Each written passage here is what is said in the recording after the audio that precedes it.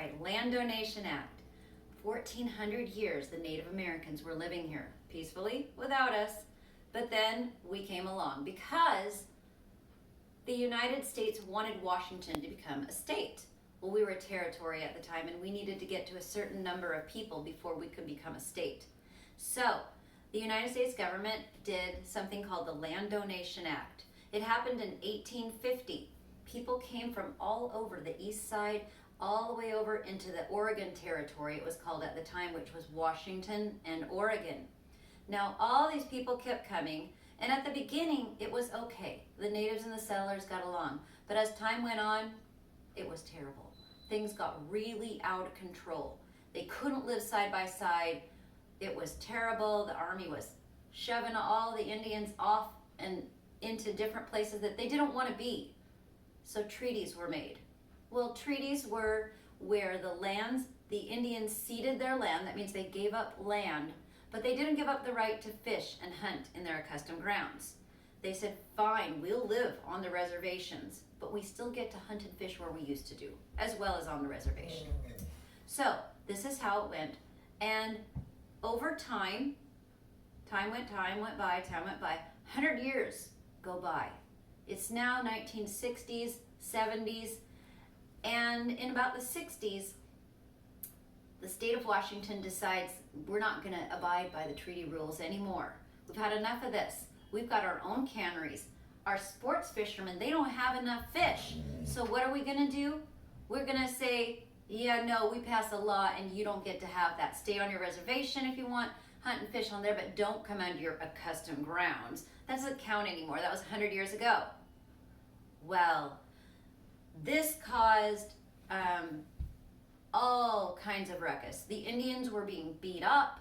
The game departments, the wardens of the game department were coming down and hauling them out. Boats were getting wrecked. Indians were having their heads held underwater. It was a sad, sad time in history. So they decide we're going to have a fish in. People came from the west and the east side. Everybody converged right down in the Puyallup River. And what they did was there was thousands of people, and a lot of them were supporters of civil unrest. So we had people of all colors, mostly anybody who'd ever felt oppressed before. They were all there to support the Indians, and the Indians had been supporting them. So there's tons of people down at the Puyallup River. And an attorney general decides he's going to go on down and go see what's going on. So he's down at the river observing this amazing, massive fish in, because you see, the people thought, well, they can't arrest us all. They can't throw us all in jail, so we'll all go one day. So they're down there by the river, and then the departments the police start throwing gas bombs at the people. Okay, so a lot of people are getting gassed, including the Attorney General. He got really, really mad. And this is when he said, we need a change. Okay, so I'm going to demonstrate for you now the change. What was it all about? What was the dispute? Going back all the way to the Medicine Creek Treaty. What does it really mean? It was written over 100 years ago and people had forgotten. What does it mean? So the case went to the Supreme Court and it was called U.S. versus Washington. Washington I put in green because green is Washington, and Native Americans' color is red a lot of times, so red, and that's the coastal Indians, but that's okay. So that's my color coding there. So George Bolt, he was the judge that oversaw the case. Now he went and he talked to all the Native Americans, and he listened to their oral traditions. They didn't write everything down in a book like the white settlers had. They told stories over and over. And as we learned in class, it's not like the game telephone where things get changed up. They had their traditions, their oral traditions that were told over and over and over. They knew what their treaty said. And they said, we get 50% of the catch, they get 50% of the catch, in common with, was the phrase that was unbeknownst to either side. What does it really mean? The people of Washington said, it means that you get half and we get half, because it says that it's a belief that it's the non-natives said, you get 50%, we get 50%. What is that supposed to mean? Let me show you. Swedish fish. I have other fish in my bowl too. Now, according to the people of Washington, they said it means per person. I get a fish, you get a fish. I get a fish, you get a fish. I get a fish, you fish. So this bowl represents the people of Washington, much bigger group. This bowl represents the Native Americans, much smaller group.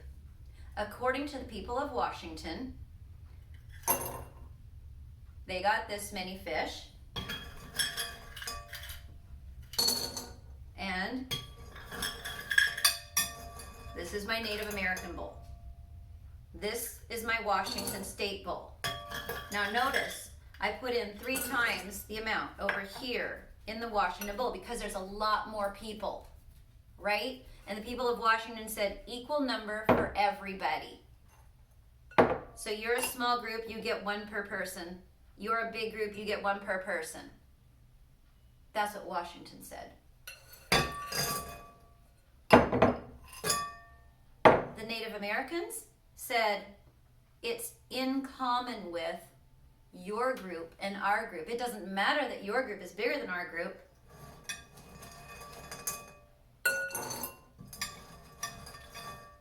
We get equal amounts. You get 50%, we get 50%.